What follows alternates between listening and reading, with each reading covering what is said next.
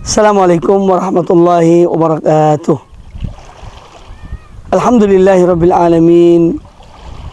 Wabihi nasta'inu ala umuriddin. Salatu wassalamu ala syafil anbiya wal mursalin wa ala alihi washabihi ajma'in wa man tabi'ahum bihsanin ila yaumiddin.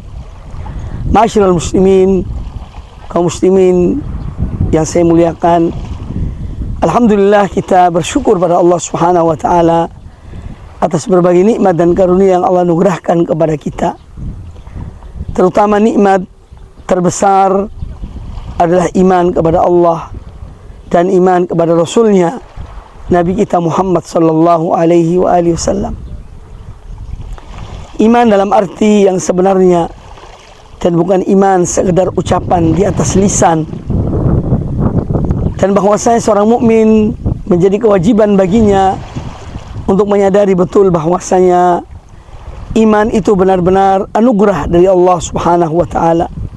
Kadzalika yudhillullahu man yasha wa yahdi man yasha. Demikianlah Allah menyesatkan siapa yang dikehendakinya dan Allah memberi petunjuk kepada siapa yang dikehendakinya. Nah, oleh karena itu sebagai hamba Allah yang telah dianugerahkan oleh Allah Azza wa Jalla nikmat iman, hendaknya kita senantiasa bersyukur pada Allah Subhanahu wa taala bahwa iman itu bukan dari diri kita, tetapi anugerah yang murni dari Allah Subhanahu wa taala. Sebagaimana Allah Azza wa Jalla berfirman, "Balillahu yamunnu 'alaikum an hadakum lil iman in kuntum shadiqin." Akan tetapi dialah Allah yang telah menganugerahkan kepada kalian karunia berupa iman jika kalian memang orang-orang yang jujur. Oleh karena itu kewajiban seorang mukmin yang pertama adalah dia mensyukuri nikmat Allah Subhanahu wa taala atas anugerah iman yang Allah berikan kepadanya. Yang kedua, seorang mukmin hendaknya dia mensyukuri nikmat tersebut dan menjaganya dan memelihara iman yang ada pada dirinya. Bagaimana cara kita memelihara iman itu?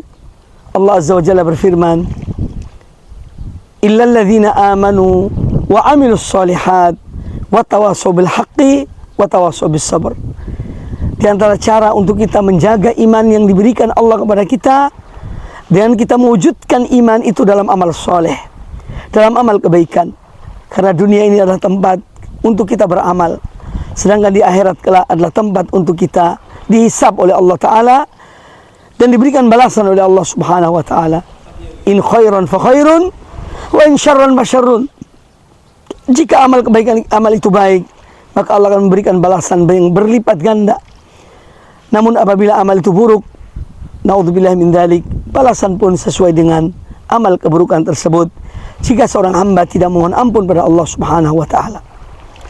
Kemudian yang ketiga,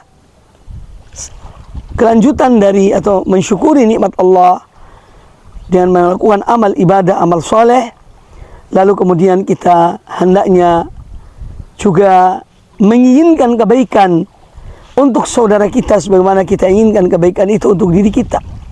Inilah yang disebutkan dalam Al-Quran, dalam ayat yang saya bacakan tadi, wa tawassaw bil haqq, yakni mereka menyampaikan kebenaran, menyampaikan kebenaran itu kepada saudara-saudara mereka dan bersabar di dalam mereka menjalankan dan mendakwai manusia kepada kebenaran.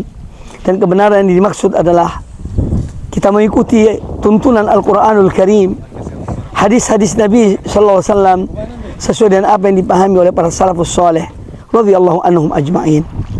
Kehidupan dunia ini penuh dengan ujian, maka sudah seyogianya seorang mukmin dia menghadapi semua ujian itu, yang pertama dengan dia bersabar, memohon kekuatan pada Allah Subhanahu wa taala agar Allah memberikan kesabaran dalam dirinya, sabar dalam beribadah pada Allah, sabar di dalam dia menahan diri dari bermaksiat pada Allah taala, dan sabar dalam menerima takdir Allah Subhanahu wa taala. Karena Allah menentukan bagi hamba-hambanya sesuatu yang insya Allah semuanya itu baik. Ketika Allah menguji seorang hamba, terkadang seorang hamba merasa bahwa itu ujian yang berat baginya. Tetapi hakikatnya adalah jika dia bersabar, Jika dia menerima dan bertawakal pada Allah Azza wa Jalla, maka insya Allah kesabaran itu akan membuahkan kebaikan baginya. Dan ujian yang Allah berikan kepadanya akan memberikan kebaikan baginya. Demikian ceramah singkat ini, intinya bahwa yang pertama, hendaknya kita betul-betul mengakui nikmat iman itu datangnya dari Allah Subhanahu wa taala.